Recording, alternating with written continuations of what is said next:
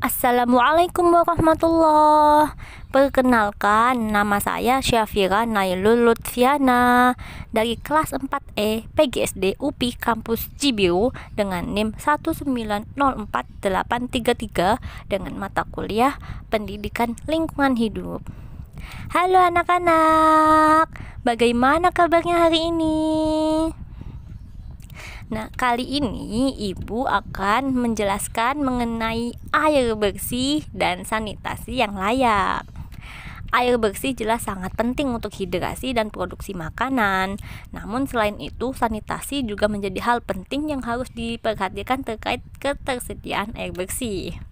Kurangnya layanan sanitasi yang layak tidak hanya membiarkan penyakit, tetapi juga dapat merugikan kehidupan masyarakat. Yang pertama, air adalah sumber nutrisi nomor 1. Yang kedua, air membantu pencegahan penyakit. Yang ketiga, air membantu dalam menyingkirkan racun. Yang keempat, air membantu untuk pertanian dan produksi pangan. Dan yang kelima, air merupakan peningkatan fasilitas sanitasi. Nah, kali ini Ibu akan menjelaskan dan menceritakan mengenai menjaga ketersediaan air bersih untuk kehidupan. Allah Subhanahu wa taala berfirman dalam Quran surat Az-Zumar ayat 21 yang artinya, apakah kamu tidak memperhatikan bahwa sesungguhnya Allah menurunkan air dari langit, maka diaturnya menjadi sumber-sumber air di bumi, kemudian ditumbuhkannya dengan air itu tanam-tanaman yang bermacam-macam warnanya, lalu ia menjadi kering, lalu kamu melihatnya kekuning-kuningan, kemudian dijadikannya hancur berderai-derai. Sesungguhnya pada yang demikian itu benar-benar terdapat pelajaran bagi orang-orang yang mempunyai akal. Air merupakan kunci kehidupan, maka tidak mengherankan jika ada satu hari khusus yang didedikasikan untuk mengapresiasi betapa pentingnya keberadaan air bersih, yaitu pada tanggal 22 Maret. Dunia memperingati Hari Air Sedunia. Ini merupakan perayaan tahunan dan sekaligus menarik perhatian masyarakat global mengenai pentingnya air bagi kehidupan, juga sebagai penyadaran untuk pengelolaan sumber-sumber air bersih yang berkelanjutan. Nah, air pun tidak bisa lepas hubungannya dengan umat Islam sebagai agama yang memiliki moto rahmatan lil alamin.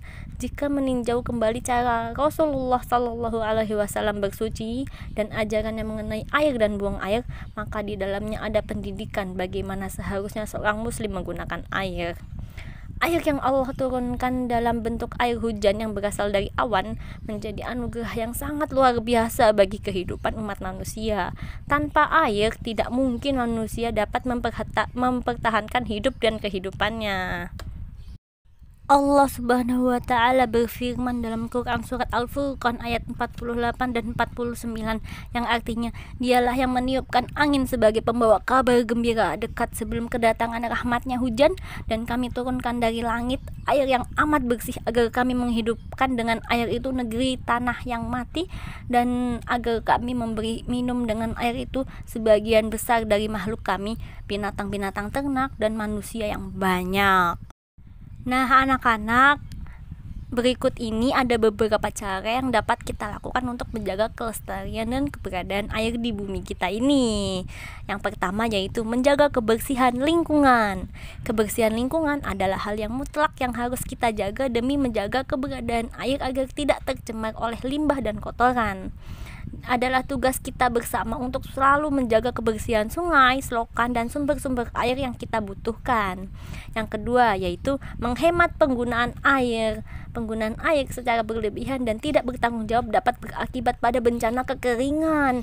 Kita harus bisa mengurangi kebiasaan buruk seperti mandi terlalu lama atau lupa untuk menutup kerangan air dan penggunaan air ketika membersihkan kendaraan kita.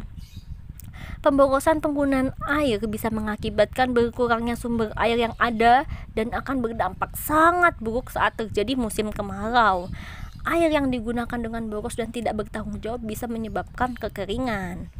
Allah Subhanahu wa taala berfirman dalam Quran surat Al-A'raf ayat 31 yang artinya, hai anak Adam, pakailah pakaianmu yang indah di setiap memasuki masjid, makan dan minumlah dan jangan berlebih-lebihan. Sesungguhnya Allah tidak menyukai orang-orang yang berlebihan. Dan kemudian Allah juga berfirman dalam Quran surat Al-Mu'minun ayat 18 yang artinya, dan kami turunkan air dari langit menurut suatu ukuran, lalu kami jadikan air itu menetap di bumi, dan sesungguhnya kami benar-benar berkuasa menghilangkannya. Dan maka dari itu anak-anak, kita tidak boleh berlebih-lebihan, berboros-boros dalam penggunaan air. Yang kemudian nomor 3, membuang sampah pada tempatnya. Keberadaan sampah di dalam saluran air atau di sungai selain menyebabkan pencemaran, dapat pula menyebabkan bencana banjir. Sungai yang sudah tercemar oleh sampah pun pada akhirnya tidak dapat lagi dimanfaatkan oleh masyarakat sekitar sungai untuk sebagai sumber air bersih untuk dikonsumsi. Kemudian cara yang nomor 4 yaitu mengurangi penggunaan bahan kimia berbahaya. Ketika bahan-bahan kimia yang telah dipakai larut dalam air, maka bahan-bahan tersebut akan dapat merusak ekosistem air dan tidak bisa lagi dimanfaatkan oleh manusia untuk kehidupannya. Untuk itu, mulailah kurangi penggunaan bahan kimia seperti sabun cuci dan deterjen agar kualitas air bersih bisa tetap terjaga. Cara nomor 5 yaitu mendaur ulang barang bekas. Beberapa masyarakat memiliki perilaku buruk dengan membuang barang-barang bekas ke dalam sungai atau saluran air. Padahal sebenarnya barang-barang bekas tersebut masih bisa bernilai ekonomis dan kreatif bila didaur ulang dengan baik. Yang nomor 6 yaitu menghijaukan kembali hutan. Dengan melaksanakan reboisasi atau menanam kembali pohon akan dapat mengurangi dampak kerusakan hutan. Akar pohon yang kuat adalah tempat menyimpan air yang akan mencegah kekurangan air di mata air pada saat musim kering atau musim kemarau. Hijaunya hutan kembali akan dapat menyediakan air bersih untuk dapat digunakan oleh manusia.